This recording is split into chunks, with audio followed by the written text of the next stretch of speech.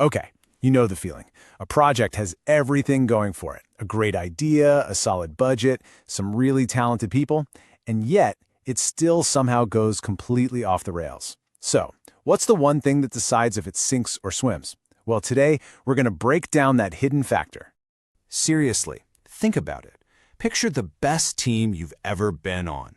You know, the one where everything just clicked. It felt effortless, right? Now, think about the worst one, where every single step felt like you were wading through thick mud. What was the real difference there? The answer is way simpler and honestly a lot more powerful than you might guess. So you've got these two outcomes. They're like two totally different universes for the exact same project. On one side, you have success. Boom! Delivered on time, on budget, everyone's happy. And on the other, a complete mess. It's late, it's costly, and honestly, everyone's just frustrated. Which path you end up on, that's often decided right from day one. And there it is. That's the secret sauce. The one thing that makes all the difference is communication. It is literally the lifeblood of any team, and how well it flows determines whether you win or lose. And listen, this isn't some fluffy, soft skill.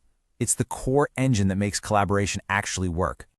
All right, so if communication is the engine, what does a really well-oiled one look like in the real world? Let's walk through the actual blueprint for getting it right. So check this out. What's so important here is how proactive this is.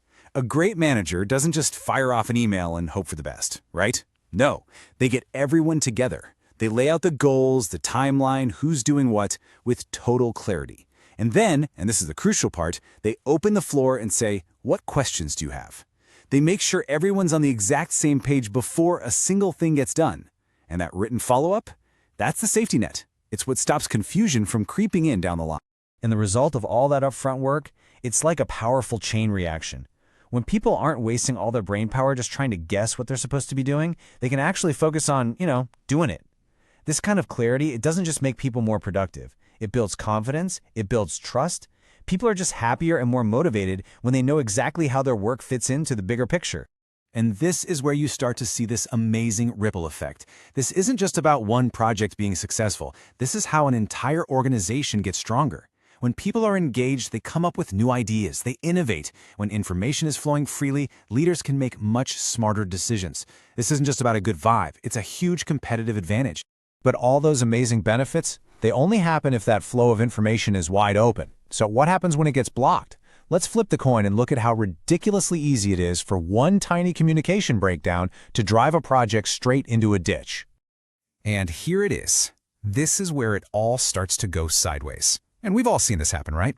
This one single, vague email, missing all the key details, is the first domino to fall. The manager probably thinks they've delegated the task, but what they've actually done is delegate pure chaos. And this is what that chaos looks like in action.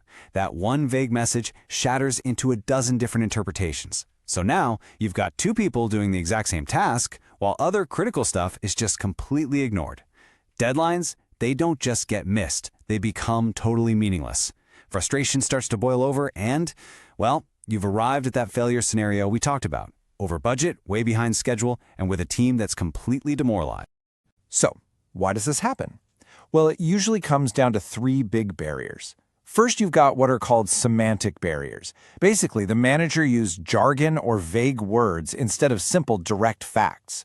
Then you have psychological barriers. Maybe the team was just too stressed out or intimidated to ask for clarification. And third, organizational barriers. Maybe there just wasn't an easy way for people to give feedback or ask questions up the chain. You see how that one vague email probably triggered all three of these? It created the perfect storm for failure. Okay, so we've seen the good, we've seen the bad, and the most important thing to get is that this isn't about luck, it's about strategy. So let's dive into the actual playbook you can use to make sure you're building success, not setting yourself up for failure. Rule number one is so simple. Be clear. I know, it sounds obvious, but it gets forgotten all the time. Ditch the corporate jargon. Forget about trying to sound complex. Your goal is not to sound smart. It's for the other person to understand exactly what you mean, with zero room for guessing. Just say what you mean.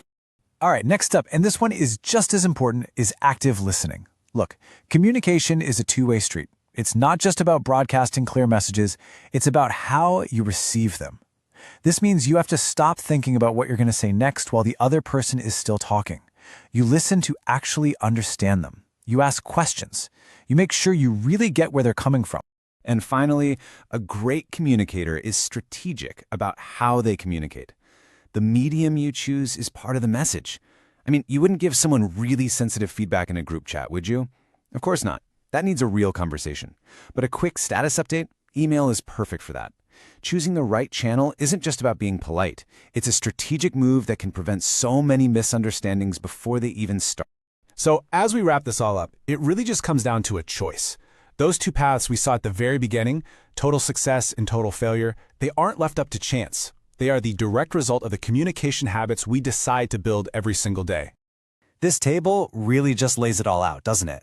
On the left, with effective communication, you get projects that are finished on time, you get high morale, you get innovation. On the right, with poor communication, you get the exact opposite. The contrast really couldn't be clearer. So the real question is, which side of this table do you want your team to be on?